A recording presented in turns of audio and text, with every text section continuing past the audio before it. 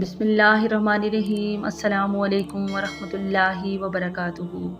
میرے محترم بھائیوں اور بہنوں، کبھی آپ نے غور کیا ہے کہ اللہ نے ہمیں جس شکل اور فطرت میں پیدا کیا وہ کتنی مکمل، کتنی خوبصورت اور کتنی بامقصد ہے۔ یہ دنیا صرف جینے کے لیے نہیں بلکہ اپنی اصل پہچان کو محفوظ رکھنے کے لیے بھی ہے، اور اسی حقیقت کو سمجھانے کے لیے ایک نہایت اہم اور فکر انگیز حدیث ہم لائے ہیں۔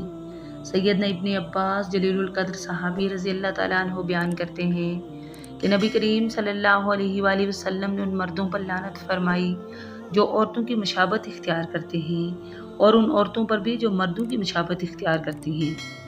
اور آپ صلی اللہ علیہ وآلہ وسلم نے فرمایا کہ ایسے لوگوں کو اپنے گھروں سے نکال دو۔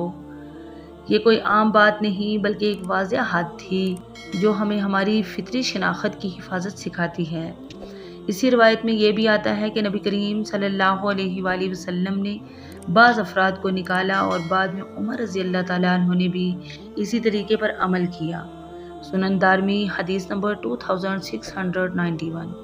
آج جب دنیا میں پہچان کے نام پر بہت سی چیزیں بدل رہی ہیں، یہ حدیث ہمیں یاد دلاتی ہے کہ اسلام ہمیں ایک واضح راستہ دکھاتا ہے، ایک متوازن زندگی دیتا ہے جہاں ہر چیز اپنی جگہ پر خوبصورت ہے۔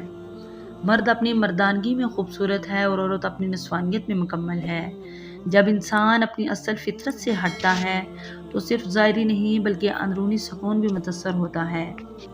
میرے محترم بھائیوں اور بہنوں، یہ پیغام کسی کو نیچا دکھانے کے لیے نہیں بلکہ خود کو سنبھالنے کے لیے ہے کہ ہم اپنی زندگی، اپنی پہچان اور اپنے کردار کو اللہ کے بتائے ہوئے راستے پر قائم رکھیں۔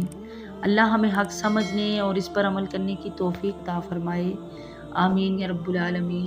اگر آپ کو یہ پیغام اہم لگا ہو تو اس ویڈیو کو لائک کریں اور اسے دوسروں تک ضرور پہنچائیں۔ ہمارے چینل کو سبسکرائب کریں تاکہ ایسے بامقصد اور دل کو جگانے والے پیغامات آپ تک پہنچتے رہیں۔ جزاکم اللہ خیر، والسلام علیکم ورحمۃ اللہ وبرکاتہ۔